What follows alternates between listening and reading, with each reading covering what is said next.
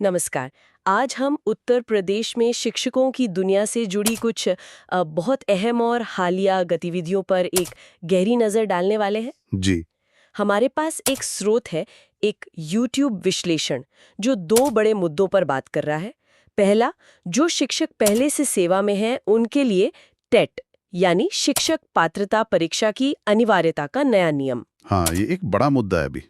और दूसरा, LT grade शिक्षक भर्ती प्रक्रिया में जो चुनौतियां आ रही हैं और रिकॉर्ड तोड़ आवेदन भी। बिल्कुल। आज इस बातचीत का मकसद सिर्फ खबरें जानना नहीं है, बल्कि इन बदलावों के पीछे की जो कानूनी बारीकियां हैं, इनके असल मायने क्या हैं, और शिक्षकों के साथ साथ मतलब जो शिक्षक बनना चाहते हैं उन लाखों युवाओं पर क्या असर पड़ रहा है, इसे थोड़ा गहराई से समझना है। बिल्कुल सही। ये मुद्दे ऊपर से शायद अलग लगें, पर यूपी के पूरे शिक्षा जगत और रोजगार के हालात की एक, आप कह सकते हैं, एक बड़ी तस्वीर दिखाते हैं। हाँ। मतलब कैसे पॉलिसी के फैसले, अदालतों के आदेश और जमीनी हकीकत, ये सब आपस में जुड़े हैं। इसे परत दर परत खोलना जरूरी है। हाँ, और ये सिर्फ शिक्षकों का नहीं, जैसा आपने कहा, ये राज्य में शिक्षा की क्वालिटी और युवाओं के भविष्य से भी जुड़ा है। निश्चित रूप से। तो चलिए पहली परत खोलते हैं, वो मुद्दा जिसने हजारों कार्यरत शिक्षकों की कह सकते हैं नींद उड़ा रखी है, टीईटी की अनिवार्यता। जी। माननीय सुप्रीम कोर्ट का एक फैसला आया है जिसने लगभग सभी प्राइमरी और अपर प्राइमरी शिक्षकों के लिए टीईटी पास करना जरूरी बना दिया है। हाँ, लगभग सभी के लिए। बस थोड़ी राहत उन्हें है जिनकी नौकरी में 5 साल से कम बचे हैं। लेकिन वो भी अगर प्रमोशन चाहेंगे तो उन्हें टीईटी देना ही होगा। हाँ बिल्कुल। और बाकियों के लिए उन्हें अगले 2 साल में टीईटी पास करना होगा। वरना वरना नौकरी छोड़ने या फिर अनिवार्य सेवानिवृत्ति, मतलब कंपलसरी रिटायरमेंट का सामना करना पड़ सकता है। ये तो बहुत बड़ा फैसला है, इसका असर बहुत व्यापक होगा। व्यापक तो है ही, और इसका विरोध भी देखिए जबरदस्त हुआ है। स्रोत बताता है कि शिक्षकों ने अपनी चिंता जताते हुए 2.5 लाख पत्र पीएमओ भेजे हैं। 2.5 लाख, ये संख्या अपने आप में बहुत कुछ कहती है। बिल्कुल, ये इस मुद्दे की गंभीरता दिखाती है। और शिक्षकों की मुख्य मांग क्या है?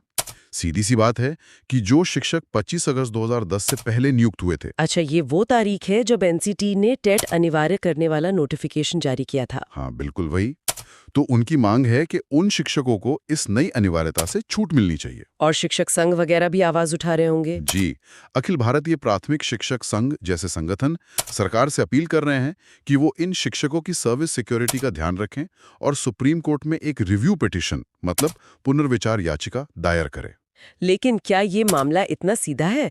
क्या सिर्फ एक रिव्यू पिटीशन से हल निकल आएगा?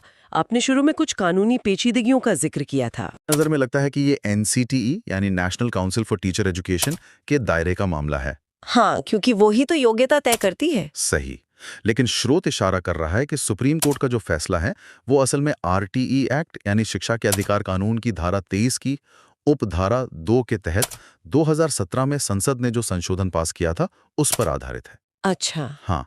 और ये संशोधन केंद्र सरकार को टेट से छूट देने या शर्तें तय करने का अधिकार देता है, जबकि एनसीटीई को शक्तियां धारा 23(1) के तहत मिलती हैं जो न्यूनतम योग्यताएं तय करने से जुड़ी हैं। ओ, तो इसका मतलब ये हुआ कि असली ताकत एनसीटी के पास नहीं, बल्कि केंद्र सरकार और संसद के पास है इस मामले में, क्योंकि फैसला संसदीय कानून पर आधारित है। बिल्कुल सही समझा आपने। यही इस मुद्दे का सबसे अहम कानूनी पहलू है। तो फिर रिव्यू पिटीशन का क्या होगा? देखिए, इसका मतलब यह है कि सिर्फ रिव्यू पिटीशन वायर करने से शायद बात न बने, क्योंकि अदालत तो मौजूदा कानून के आधार पर ही फैसला देगी, है ना। हाँ, ये बात तो है। जब तक संसद का वो 2017 वाला गैजेट नोटिफिकेशन लागू है, तब तक अदालत का रुख शायद ही बदले।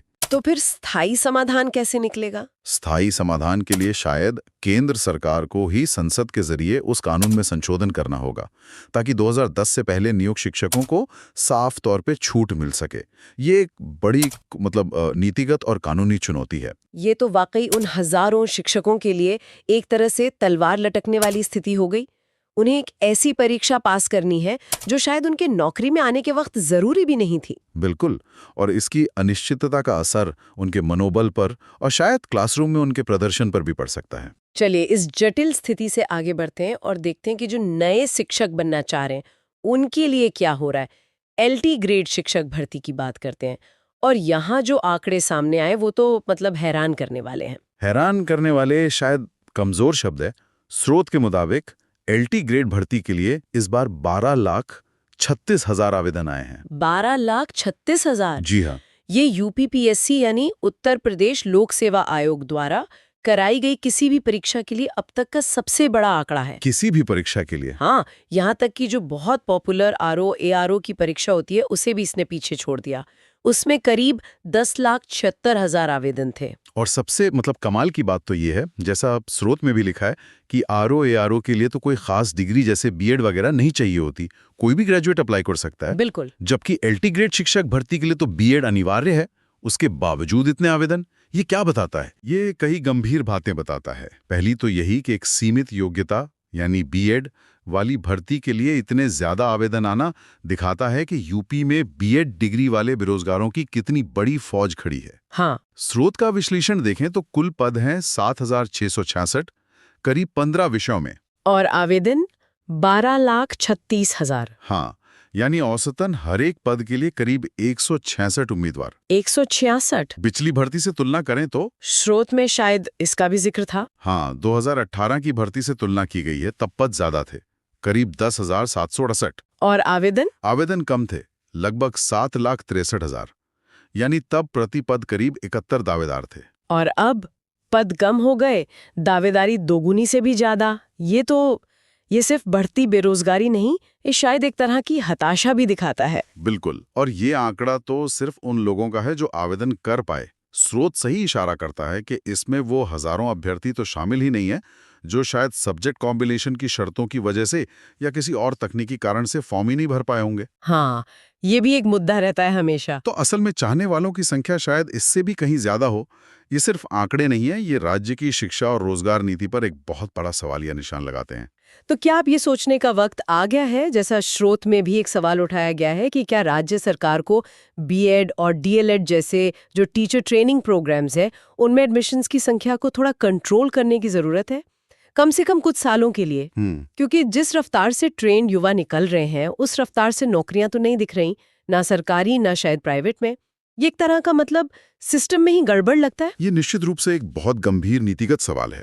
ये आंकड़े साफ दिखाते हैं कि ट्रेनिंग कॉलेजों से निकलने वाले ग्रेजुएट्स और बाजार में नौकरियों की उपलब्धता के बीच एक बहुत बड़ा गैप है। हाँ। सिर्फ डिग्री देना काफी नहीं है, उसके बाद रोजगार के मौके भी तो होने चाहिए, वरना ये स्थिति युवाओं में बहुत निराशा और हताशा पैदा करती है। और उसके सामाजिक असर भी होते हैं। बिल्कुल।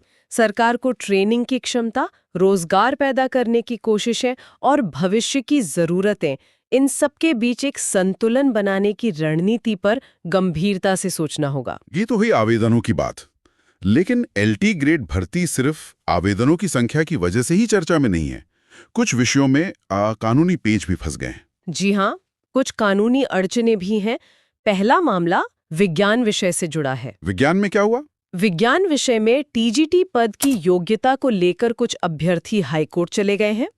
हुआ यह है कि 22 अप्रैल 2024 के एक सर्कुलर के हिसाब से टीजीटी विज्ञान के लिए ग्रेजुएशन में फिजिक्स और केमिस्ट्री अनिवार्य कर दिया गया है। अच्छा, सिर्फ फिजिक्स और केमिस्ट्री? हाँ, तो याचिकाकर्ताओं का कहना है कि ये गलत है। इसमें बायोलॉजी, बॉटनी, जूलॉजी जैसे विषयों से ग्रेजुएशन करने वालों को भी शामिल किया जाना चाहिए। और ये याचिकाकर्ता कौन है, उनका बैकग्राउंड क्या है? स्रोत बताता है कि वो खुद जूलॉजी, बॉटनी और केमिस्ट्री से ग्रेजुएट हैं। उनका कहना है कि 2018 की भर्ती में ऐसा नियम नहीं था और ये नया सर्कुलर असंवैधानिक है। तो कोर्ट ने क्या कहा है इस पर? कोर्ट ने राज्य सरकार से जवाब मांगा है और अगली सुनवाई 22 सितंबर को होनी है। तो इस फैसले का इंतजार रहेगा, क्योंकि ये तय करेगा कि भविष्य में विज्ञान शिक्षक की परिभाषा क्या मानी जाएगी। हाँ, ये सिर्फ इस भर्ती के लिए नहीं, आगे के लिए भी अहम होगा। बिल्कुल, ये एक नजीर बन सकता है। विज्ञान एक बहुत बड़ा विषय है और किस कॉम्बिनेशन को शिक्षक बनने के लिए काफी माना जाए, इस पर स्पष्टता बहुत जरूरी है। सही। अब आते हैं दूसरे कानूनी मामले पर, जो कंप्यूटर विज्ञान विषय से जुड़ा है। ये मामला तो और भी पेचीदा लग रहा है। हाँ, ये थोड़ा अलग है। यहाँ हाईकोर्ट ने उन नॉन बीएड अभ्यर्थियों के चयन पर रोक लगा दी है जिनकी नियुक्ति होनी थी। पर आमतौर पर तो टीजीटी या LT ग्रेड के लिए बीएड जरूरी होता है ना, तो फिर ये नॉन बीएड वाला मामला कैसे आया? ये एक दिलचस्प स्थिति है। देखिए, हुआ ये कि कंप्यूटर विज्ञान के LT ग्रेड पद के लिए जो विज्ञापन निकला उसमें क्वालिफिकेशन में कंप्यूटर साइंस में ग्रेजुएशन जैसे बीटेक, BE, MCA वगैरह तो मांगा गया। हाँ, वो तो चाहिए ही होगा। लेकिन बीएड को अनिवार्य योग्यता मतलब एसेंशियल क्वालिफिकेशन नहीं बताया गया, उसे वरीयता अर्हता यानी प्रेफरेंशियल क्वालिफिकेशन बताया गया। प्रेफरेंशियल, इसका मतलब क्या हुआ? इसका मतलब ये हुआ कि अगर बीएड डिग्री वाले उम्मीदवार मिलते हैं हाँ। तो पहले उन्हें प्राथमिकता दी जाएगी, लेकिन अगर वो काफी संख्या में नहीं मिलते तो फिर नॉन बीएड उम्मीदवारों के चयन पर भी विचार किया जा सकता है। अच्छा, पर सरकार ने ऐसा नियम बनाया क्यों? आमतौर पर तो बीएड अनिवार्य होता है। सरकार का तर्क जैसा स्रोत में बताया गया है वो पिछली भर्ती यानी 2018 के अनुभव पर आधारित था। क्या अनुभव था? सरकार का कहना है कि 2018 में कंप्यूटर विज्ञान के बहुत सारे पद खाली रह गए थे। क्यों? क्योंकि उन्हें कंप्यूटर साइंस में बीटेक, BE के साथ साथ बीएड किए हुए काफी उम्मीदवार ही नहीं मिले थे। ओह, तो इसलिए इस बार पदों को भरने के लिए उन्होंने नॉन बीएड उम्मीदवारों को भी एक तरह से योग्य मान लिया, हालांकि बीएड वालों को प्राथमिकता दी। ये शायद पद भरने के लिहाज से एक प्रैक्टिकल कदम लगा होगा उन्हें। लेकिन इस पर आपत्ति क्यों हुई फिर? याचिकाकर्ताओं का क्या कहना है? याचिकाकर्ताओं ने इसी वरीयता वाले नियम को चुनौती दी है। उनका मुख्य तर्क ये है कि उत्तर प्रदेश में शिक्षक भर्ती की जो नियमावली है और साथ ही NCTE की जो गाइडलाइंस हैं वो साफ तौर पर TGT LT ग्रेड लेवल के टीचर के लिए बीएड को एक अनिवार्य योग्यता मानते हैं। हाँ, ये तो स्टैंडर्ड नियम है। बिल्कुल। तो उनका कहना है कि इससे आप वैकल्पिक या वरीयता वाला नहीं बना सकते। सरकार नियमावली और राष्ट्रीय मानकों के खिलाफ जाकर नियम नहीं बदल सकती, भले ही पद खाली रह जाने का डर क्यों ना हो। ये एक तरह से योग्यता के मानक से समझौता करने जैसा है। तो कोर्ट ने इस पर क्या कदम उठाया? क्या पूरी भर्ती रोक दी? नहीं, हाईकोर्ट ने फिलहाल पूरी भर्ती प्रक्रिया पर रोक नहीं लगाई है, जो शायद एक राहत की बात है। अच्छा, लेकिन कोर्ट ने एक अंतरिम आदेश दिया है। उन्होंने कहा है कि जब तक इस मामले में अंतिम फैसला नहीं आ जाता, तब तक जो नॉन बीएड उम्मीदवार चुने गए हैं उन्हें नियुक्ति पत्र जारी ना किए जाएं। मतलब उनका सिलेक्शन हो सकता है पर ज्वाइनिंग नहीं होगी अभी। हाँ, बिल्कुल, उनकी नियुक्ति रुकी रहेगी। कोर्ट ने राज्य सरकार को अपना डिटेल्ड पक्ष रखने के लिए समय दिया है और उसके बाद याचिकाकर्ता भी अपना जवाब दाखिल करेंगे। अगली सुनवाई में शायद करीब 1 महीने का समय लग सकता है। और स्रोत में ये भी साफ किया गया है कि ये मामला उस दूसरे केस से अलग है जहां कंप्यूटर साइंस के बराबर IT को मानने की बात चल रही है ना? हाँ, ये अंतर समझना जरूरी है। वो एक अलग मुद्दा है। ये वाला मामला विशुद्ध रूप से बीएड की अनिवार्यता पर टिका है। क्या इसे अनिवार्य माना जाए या सिर्फ वरीयता दी जा सकती है? इसका जो भी फैसला होगा उसका सीधा असर उन नॉन बीएड कंप्यूटर ग्रेजुएट्स पर पड़ेगा जो टीचर बनने की उम्मीद में हैं। और ये भविष्य में दूसरे टेक्निकल सब्जेक्ट्स की टीचर भर्ती के लिए भी नियम तय कर सकता है। हाँ, ये दिखाता है कि कैसे कभी-कभी प्रैक्टिकल ज़रूरतें जैसे पद भरना और जो स्थापित नियम है उनके बीच टकराव हो जाता है। बिल्कुल। तो आज की इस पूरी चर्चा का अगर हम सार निकालने की कोशिश करें तो तस्वीर काफ़ी जटिल सी उभर रही है। हाँ, काफी उलझी हुई है।